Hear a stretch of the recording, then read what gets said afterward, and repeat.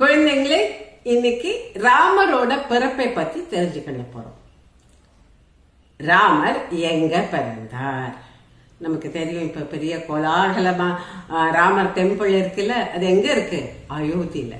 இப்போ நமக்கு தெரியும் ராமர் அயோத்தியில தான் பிறந்தார். அயோத்தி எந்த நாட்டுடைய தலைநகரம்? கோசல நாட்டோட தலைநகரம். சரையு நதி பாய்கிற நாடு இந்த கோசல நாடு. அதனால கோசல நாடு ரொம்ப செழிப்பான நாடு.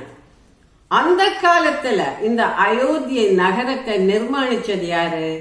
மனு அப்படிங்கிற இஷ்வாகு குல அரசர். அவருடைய வழித்தொண்டலா வந்தவர் தான் தசரதர்.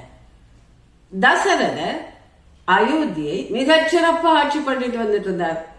அவர் 3 உலகங்களிலும் ஃபேமஸ் ஆனவர். இந்திரன், குபேரன் இவங்களுக்கு ஈக்குவலா வச்சு பேசப்பட்டவர். தன்னுடைய ஜனங்களை ரொம்ப மனிதாபிமானத்தோடும் அன்போடும் ஆட்சி செய்து வந்தார். அவருடைய ஆட்சியில மக்களுக்கு கஷ்டமே இருக்கல. அதனால எல்லா ஜனங்களும் தசரதரை வாழ்த்தி கொண்டே இருந்தார்கள். இப்படி சந்தோஷமாக இருந்த தசரதற்கு ஒரு மனக்குறை இருந்தது. அது என்னன்னா, தனக்கு குழந்தைங்களே இல்லைன்னு. அப்போ ரிஷிகளை எல்லாம் கலந்து ஆலோசிச்சப்போ எல்லாரும் சொன்னாங்க, நீங்க புத்திரகாமேஷ்டி யாகம் பண்ணுங்க அப்படின்னு. புத்திரகாமேஷ்டி யாகம்ங்கிறது குழந்தை பெறுவதற்காக பண்ணக்கூடிய யாகம். யாகம் நடத்துறது அவ்வளவு சாதாரண விஷயம் இல்லை.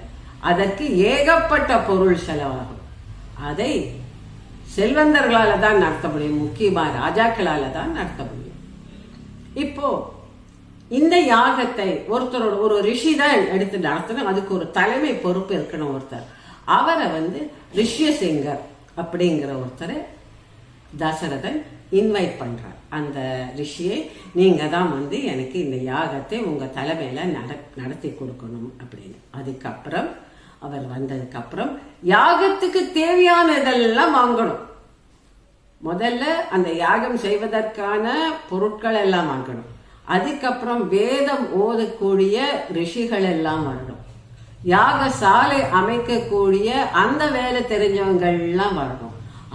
அப்புறம் 4 பக்கத்திலிருந்து ராஜாக்களை எல்லாம் இன்வைட் பண்ணணும். அவங்க வந்தா அவங்கள தங்க வைக்கணும். தங்க வைக்கிறதுக்கு அவங்களுக்கு மாளிகைகள் வேணும், அதை கட்ட வேண்டிய ஆட்கள் வேணும். இப்படி எல்லா விஷயமும் தெரிஞ்சவங்க. அப்போ தச்சர்கள், சிற்பிகள், கட்டடக்கலை கலைஞர்கள் இவங்க எல்லாம் வரணும். அப்புறம் அவங்களுக்கெல்லாம் என்டர்டெயின்மெண்ட் வேணுமே. அப்போ ஆடல் பாடல் தெரிஞ்ச கலைஞர்கள், நாட்டியக்காரிகள், நடனமாடுக்கள், நாடகங்கள் போடுறவங்க எல்லாரும் வேணும். அதை தவிர எல்லா ஜனங்களுக்கும் அன்னதானம் பண்ணணும். அப்ப சமையல் கலைஞர்களும் வேணும். இப்படி பெரிய பொருட்செலவுல செய்யக்கூடியதுதான் யாகம். அதை நல்ல முறையில தசரதர் பண்றார். அதற்கு தலைமையா தாங்கி நடத்தி கொடுக்கிறவர் ரிஷ்யசிங்கர்ங்கிற பெரிய முனி. அந்த யாகம் நடக்குது. நடந்த உடனே அந்த யாகத்தினுடைய முடிவில் அங்கேருந்து அந்த யாக குண்டத்திலேருந்து ஒரு நெருப்பு மாதிரி வருது. அது கையில ஒரு தங்க கலசம், தங்க குடம் இருக்கு. அது நிறைய பாயசம் இருக்கு. அதை கொடுத்து தசரதர்கிட்ட, உன்னுடைய மனைவிகளுக்கு இதை கொடுத்தால் அவர்களுக்கு புத்திர பேரு உண்டாகும், அவங்களுக்கு குழந்தை பிறக்கும் அப்படின்னு சொல்றார்.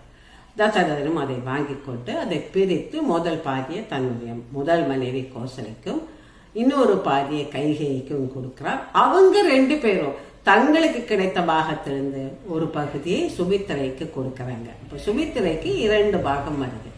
இவங்க இதை சாப்பிட்டதற்கு பிறகு இவங்க 3 பேரும் கர்ப்பமாறாங்க. அப்புறம் அவங்களுக்கு குழந்தை பிறக்கிறது.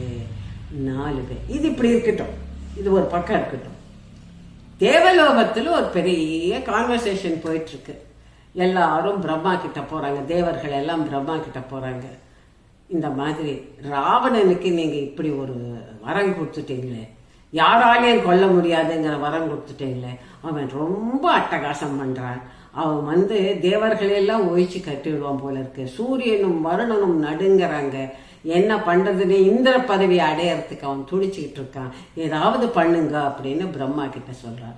பிரம்மா சொல்றார், அவன் தேவர்களால, சத்திரியர்களால, கந்தர்வர்களால, யக்ஷர்களாக யாராலையும் சாகடிக்க கூடாது, தன்னை சாகடிக்க முடியாது அப்படின்னு சொல்லி வரம் வாங்கியிருக்கான். ஆனா அவன் மனுஷங்களை மறந்துட்டான். நமக்கு அது ஒரு ஆப்ஷன் இருக்கு அப்படின்னு சொன்ன உடனே எல்லாரும் விஷ்ணு கிட்ட ஓடுறாங்க. விஷ்ணு கிட்ட ஓடி நீங்க தான் எங்களுக்கு உதவணும்னு சொல்லப்போ, சரி இப்போ பூலோகத்துல தசரதன் ஒரு ராஜா புத்திரகாமிஷ்டி யாகம் பண்ணிருக்க, அவர்களுடைய மனைவிகளுக்கு குழந்தை பிறக்க போகிறது. 4 குழந்தைங்க பிறக்க போறாங்க. அவங்களுடைய அம்சமாக நான் போறேன். அதில் ராமனாக நான் அவதரிப்பேன். மற்ற 3 குழந்தைகளும் என்னுடைய அம்சம் பொருந்தியவங்களாக இருப்பாங்கன்னு சொல்றேன். இப்ப நம்ம பேக் டு அயோத்தி வருவோம். இங்க 4 குழந்தைகள் பிறந்திருக்கு. முதல் குழந்தை பார்ப்பதற்கு அழகாகவும் தேஜஸாகவும் கரிய நிறத்தில் இருக்கிறான். ரொம்ப ரொம்ப பிரகாசமாக இருக்கிறார். அந்த குழந்தைக்கு ராமன் வசிஷ்டர் பெயர் வைக்கிறார். அடுத்த குழந்தை பரதன், அடுத்தது லக்ஷ்மணன். சுமித்ரையின் குழந்தைகளுக்கு பெயர் லக்ஷ்மணன், சத்ருக்னன். இப்படி 4 குழந்தைகளுக்கும் வசிஷ்டர் நாமகரணம் செய்து வைக்கிறார்.